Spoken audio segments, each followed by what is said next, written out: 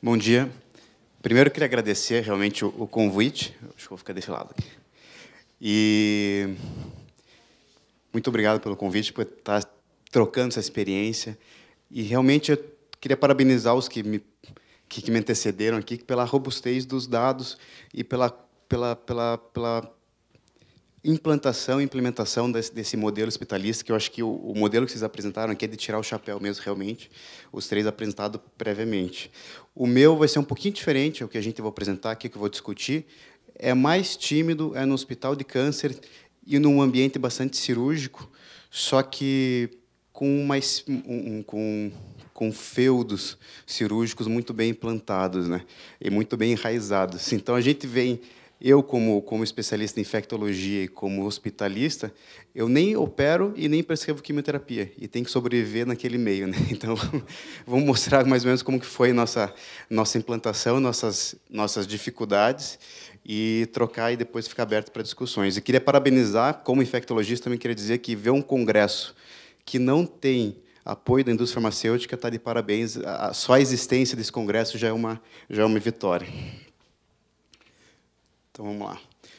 O Hospital Erasto Guettner, né, para quem não conhece, é um hospital de câncer, ele tem um foco 100% de câncer, e ele tem, a fonte mantenedora dele é Liga Paranaense de Combate ao Câncer, que é uma instituição filantrópica. Ele tem 154 leitos, com UTI pediátrica, então pediatria e adultos, e tem 10 leitos de UTI para 154 leitos de adulto. Então, a gente já dá para ver por aqui que a relação entre UTI e leitos totais não é aquela ideal. Por consequência, a gente vai ter pacientes graves na enfermaria, né? Ele tem mais ou menos 1.962 atendimentos por mês no pronto-socorro, no pronto-atendimento, internando 1.000 pacientes por mês, centro cirúrgico, 612 cirurgias mensais e 5.000 doses de quimioterapia, mais ou menos, por mês. Isso aqui são dados de 2015. Para mostrar também, gente, é um hospital privado, filantrópico, só que o atendimento é majoritariamente de SUS. 92% SUS, apenas 8%, 7% de convênio. Para mostrar, então, como que foi essa história da minha relação e da implantação do modelo hospitalista no Erasto Guettner, vou mostrar com um timeline. Eu acho que é a maneira mais simples que a gente consegue entender o que aconteceu. E, basicamente, em março do ano passado, 2015, eu fui contratado para o hospital para fazer a parte de infectologia, então, para a questão de uso racional de antimicrobianos e pedidos de consultas. E, nesses pedidos de consultas, que eu via sistematicamente, eram pacientes, na parte da tarde, em mau estado geral, e cansei de enviar pacientes que estavam na enfermaria para a UTI. Então, chegou em julho um paciente, que eu me lembro muito bem, um paciente fizeram um pedido de consulta por causa de febre, ele estava internado já há quase 10 dias, e, quando eu cheguei lá, ele estava aquele famoso Glasgow 7, né, rebaixado, febril, hipotenso, então eu tive que entubar, passar central e mandar o paciente para a UTI. Nesse daí, a gente foi conversar com a direção, e, conversando com a direção, expondo essas fragilidades, principalmente no período da tarde, a gente conversou sobre o que seria a melhor opção, o que a gente poderia fazer para melhorar a assistência a esses pacientes. Não tinha verba, financiamento, assim, para a gente conseguir colocar um modelo hospitalista. A direção até ficou bastante preocupada com essa questão de competição, né, com competitividade, que foi, eu acho que a Fabi comentou sobre o médico assistente do paciente fica com medo de que ele comece a dividir o referencial do paciente, às vezes, cai muito mais para o médico hospitalista do que para o próprio médico especialista. Eles ficaram com um pouco de receio, e a ideia foi fazer uma coisa híbrida e ter um plantão. E a gente, 3, 4 horas por dia, que a gente visse esses pacientes mais vulneráveis. E a opção foi ver justamente à tarde, porque, como é um hospital cirúrgico, os residentes veem os pacientes de manhã, lá pelas 6, 7 horas, e vão para o centro cirúrgico. E, à tarde, fica mais descoberto. Então, foi optado por fazer um plantão de enfermaria das 3 às 7 horas da tarde. E aqui eu quero dizer, acho que foi ontem foi discutido sobre que medicina hospitalista, não existe medicina hospitalista, e sim só medicina. Eu acho que, na prática, se você for se propor a fazer uma medicina, com certeza, essa medicina hospitalista é o que você vai fazer. Mas, para vender uma ideia, é interessante falar hospitalista, né? Então, a gente poderia ter falado que era só um plantão de enfermaria à tarde, que efetivamente é só um plantão de enfermaria. Mas a gente não queria entrar com um plantão de enfermaria no modelo antigo. Eu queria plantar uma sementinha de um modelo hospitalista no conceito do hospitalista, que é o paciente, o médico que realmente está mais engajado com o hospital. Então, o médico que vai estar no comissão de prontuário, na comissão de óbitos, vai estar preocupado com a rotatividade do hospital, vai estar preocupado com a qualidade de assistência ao paciente. E não só um plantão de enfermaria que ele fica das 3 às 7, vendo alguma intercorrência e vai para casa. Então, a ideia de falar hospitalista inicial, sabendo já que não era um médico hospitalista na sua plenitude, foi justamente para a gente poder plantar uma sementinha. E, em dando certo esse programa de hospitalista pequeno, reduzido, num período curto durante o dia, talvez, quiçá, mais para frente, a gente plantasse como em sua plenitude, como hospitalista pleno. Então, em julho, eu levei para a direção. A direção foi muito aberta, muito solícita nesse ponto. Ele falou, então, a ideia é justamente, eu queria que alguém montasse a equipe hospitalista, né? E daí a direção jogou esse desafio para mim e falou, então você monte uma equipe. E eu fui atrás de uma equipe de hospitalistas. E, em setembro, a gente conseguiu juntar 4 médicos hospitalistas que faziam esse plantão de enfermaria das 3 às 7 horas da noite. Das 3 da tarde até as 7 horas da noite. Então, foi isso daí amplamente divulgado dentro do Hospital Erasto Gettner. A gente fez uma linha direta com o corpo clínico, foi bastante trabalhado com a direção, foi trabalhado diretamente com a enfermagem também, explicando o que era esse hospitalista, o que era a função desse hospitalista, e por que ele estava ali, e qual que era justamente essa razão dele estar aí, qual que era o impacto que ele poderia ter no dia a dia. Então, começou em setembro, e durante setembro até janeiro, fevereiro, a gente batalhou para sobreviver, e a gente conseguiu sobreviver lá. Então, realmente, foi uma receptividade muito grande, muito positiva. Não teve nenhuma reclamação de equipe cirúrgica, nenhuma reclamação de nenhuma equipe específica, médica, e, muito pelo contrário, começaram a surgir pedidos de consulta para a medicina hospitalar. A gente teve que inventar uma medicina hospitalar com uma especialidade de destino para ser referenciada esses pedidos de consulta. E a parte da enfermagem, que se sentia totalmente desamparada à tarde, ela ficou muito mais empoderada, justamente porque ela tinha alguém para discutir os casos que estavam visivelmente piorando. Então, aqueles sinais de deterioração clínica que elas estavam percebendo, que antes não tinha para quem falar, surgiu uma pessoa ali naquele momento que ela conseguia realmente fazer um feedback e resolver os problemas em tempo real. O que é essa equipe? Inicialmente, acho que até a Manu, que está aqui, participou da equipe. Infelizmente, ela teve que sair, né? Infelizmente, para ela foi bom, foi para o HC, né? Então, está no cuidados paliativos lá do HC. E, inicialmente, também tinha o Francisco Coller, que também está lá atrás, que ele participava, e ele saiu do Erasto Gettner e acabou entrando a Vivian, que é enfermeira hospitalista. O que é o nosso grupo? O nosso grupo é pequeno, a gente tem três hospitalistas, o Luiz Batista e o Felipe Bueno, ambos têm especialidade em cuidados paliativos. A ideia, então, de juntar uma equipe era que todos tivessem entendimento do que é um paciente de câncer e cuidados paliativos, e eu sou infectologista, né? Fiz clínica médica antes e infectologia posteriormente. A gente tem um enfermeiro hospitalista. Essa enfermeira hospitalista ela faz parte do gerenciamento de leitos também. Então, ela gerencia o leitos e faz parte do enfermeiro hospitalista, que eu vou demonstrar mais para frente o que ela faz no dia a dia. E a gente tem uma psicóloga. E isso a gente tentou agregar o máximo possível de não médicos, né? Então, fomos atrás da fisioterapia e da farmácia. Infelizmente, por questões logísticas, não conseguimos que eles participassem da visita efetivamente, mas a enfermeira ficou e a psicóloga ficou. E a Mari é extremamente engajada e ela adora a visita do hospitalista.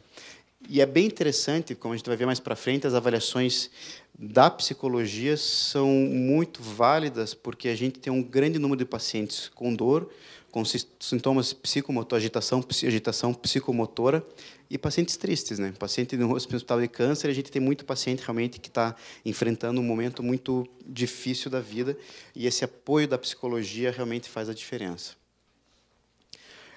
Como foi demonstrado aqui, os hospitalistas não são só um grupo de médicos e enfermeiros e farmacêuticos e psicólogos que participam, que fazem esse plantão das 3 às 7, mas eles participam ativamente da parte gerencial também.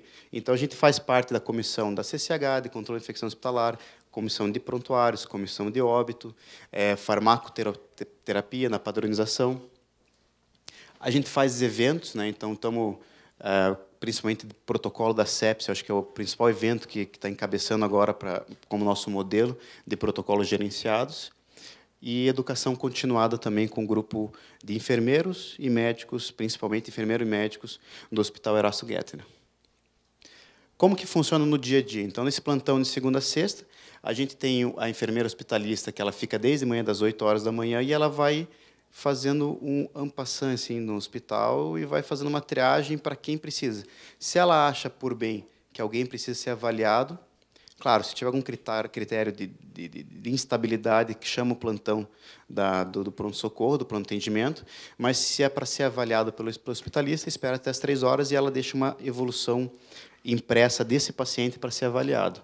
Fora como que ela consegue ver? Ela vê em cada unidade, então vai para cada ala, pergunta ativamente para o enfermeiro do setor responsável se tem algum paciente que gostaria de ser avaliado. E a gente tem também exames laboratoriais críticos,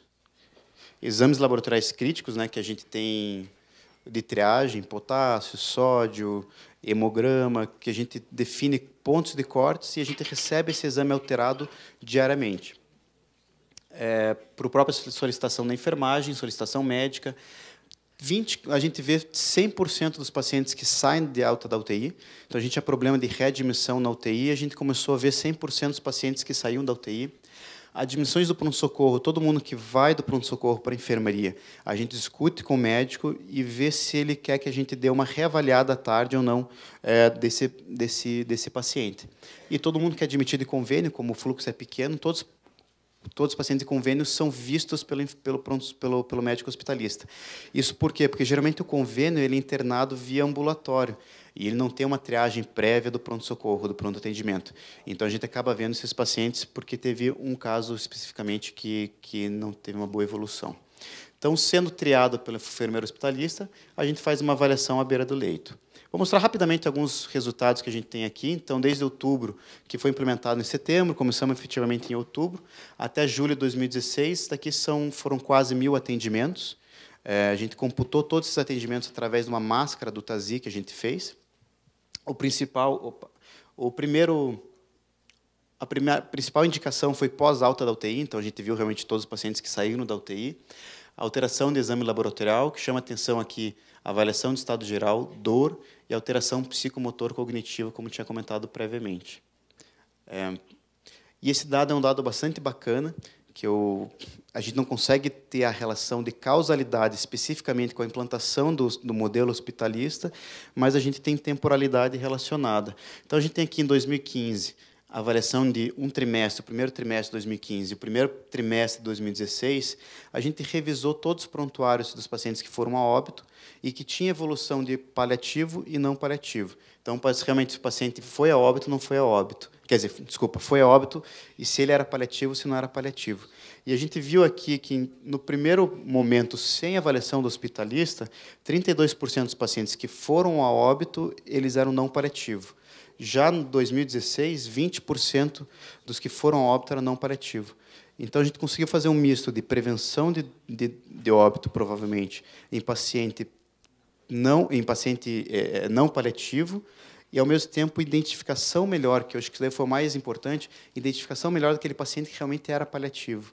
Então, se você identifica esse paciente que é paliativo, você não vai entubar o paciente, você não vai ter um aumento de sofrimento para o paciente, para os familiares, e aumento de custo. Esse paciente não vai para a UTI, vai ficar mais uma semana e o desfecho vai ser igual. Então, a gente conseguiu ver isso daqui no dia a dia. A gente talvez não consiga mensurar de uma forma mais direta, mas a gente que está no plantão diariamente, a gente consegue ver que, dada a grande número de pacientes, não é muito bem definido. Às vezes, o médico assistente não consegue fazer essa definição direta de cuidados paliativos ou não com o paciente. E a gente, à tarde, talvez com uma slow medicine, a gente consegue sentar, discutir, conseguir definir muito melhor. E é muito gostoso você ver um paciente ou os familiares que, uma conversa de 30 minutos, que estão completamente desesperados, porque o paciente está com febre, e que ele sabe que vai morrer, mas está preocupado por causa daquela febre. Isso daí tem um paciente ontem que eu vi, um CA de colo uterino avançado, que foi chamado por causa que estava com febre, mas eles não sabiam, estava escrito no prontuário que era paliativo, mas ninguém da família tinha muito bem esse conhecimento. E você conversando 30 minutos, fazendo entender à família que não tem uma reversibilidade do quadro, causa muito mais uma tranquilidade para esses familiares. E uma passagem de óbito, uma passagem ali da vida, uma terminalidade muito mais tranquila e confortável para o paciente e para os familiares. Algumas perspectivas, rapidamente, que meu tempo está acabando, quer dizer, acabou. A gente quer trazer mais acadêmico. Acho que a doutora Marta falou antes sobre encantamento. É impressionante como a gente vai perdendo isso, né? Eu tenho uma filhinha de 2 anos, ela é encantada com qualquer coisa. Ela vê sujeira no pé e fala, cacaca, e fica feliz. E a gente vai perdendo. Quanto mais velho, a gente fica menos encantado com as coisas. E os acadêmicos, eles estão encantados. Então, aqui é uma acadêmica que ela apresentou na jornada de clínica médica, um pôster de hospitalista, e isso foi uma coisa bem bacana. A gente quer trazer mais os acadêmicos para dentro do hospitalista. O hospitalista pleno, queremos colocar, farmacêutico clínico, linha de tratamento, pronto-socorro, enfermaria, UTI, que seja uma coisa só e conversada. E tecnologia, a única coisa que eu vou falar aqui é tecnologia. Desculpa, eu estou interrompendo, ultrapassei meu horário. Mas eu quero falar, a gente fala muito de não usar tecnologia, usar menos. E eu acho que tecnologia é fundamental para a gente poder usar melhor a nossa cabeça. Então, se a gente tiver um bom gerenciamento de dados automático, a gente tem tempo de parar, olhar, diagnosticar e fazer intervenção mais inteligente. Isso daqui aquele dali era um robô, basicamente você faz tudo esfigmo, frequência cardíaca, temperatura, tudo direto integrado com o TASI. Então você tem aquele delay que previamente tinha do técnico de enfermagem de você coletar os dados e imputar no TASI, isso daí já não tem mais, e você consegue ter o diagnóstico muito mais precoce, por exemplo, de alterações de dados vitais. E esse daqui é um robô cognitivo, que é a Laura, até que vocês quiserem, depois eu posso conversar mais com calma com vocês, que basicamente ele está começando em Curitiba. É uma startup que teve aqui de Curitiba, que tem uma história bem interessante, depois eu fico à disposição, e que, junto com a APARCI, que é a Associação Paranaense contra a Infecção Hospitalar, que eu faço parte da diretoria, a gente está montando algumas features desse robô cognitivo. Ele tem uma característica, essa feature de sepse já, e é bem interessante, porque ele não é um software, ele é um robô que está atrás de todos os softwares, ele não fica aparecendo. Ele lê os dados vitais e ele tem machine learning, inteligência artificial. E, por exemplo, aqui vocês viram que previamente ele estava mais verdinho, quer dizer que aquela enfermaria, aquele posto 6, por exemplo, ele estava estável, não tinha nenhum alarme. E, de repente, começa a ter dados vitais alterados, ele vai ficando amarelo, vai ficando vermelho, vai ficando cada vez mais ansioso. E o que ele faz? Ele vai avisando as pessoas. E ele avisa as pessoas de várias formas, inclusive por telefone. Então, avisa ao médico assistente, avisa ao médico hospitalista, quem você quiser colocar. E isso daqui, em tempo real, você vai poder fazer uma intervenção. Tá? Por exemplo, o que ele conseguiu fazer de mineração de dados? Então, de ler dados. Uma vez que você coloca isso daqui dentro do sistema, em 20 minutos, a gente pediu para que ele faça de março até agosto de 2016, todos os pacientes que tiveram CIRS ou hipotensão. E, em 20 minutos, ele conseguiu ler 7.368 pacientes internados. Desses 7.368 pacientes, 34% tinha CIRS e 14% evoluíram a óbito. E viram que esses 14%, 73% tinham hipotensão. Imagine, isso aqui foi avaliado em 20 minutos. Isso daí é retrospectivo. A ideia é que seja mais prospectivo e que a gente consiga fazer intervenções em tempo real. Então, uma das perspectivas também como médico hospitalista, eu acho que a gente melhorar nosso processo tecnológico de criação de banco de dados, que isso daí seja em tempo real e que a gente consiga fazer intervenção. Desculpa interromper, eu fico à disposição e depois a gente conversa. Eu também tive a mesma ideia de tirar foto aqui de todo mundo. Eu acho. Essa foto aqui eu acho que ficou bacana. Obrigado. Obrigado, Dr. Hugo. Desculpa aí.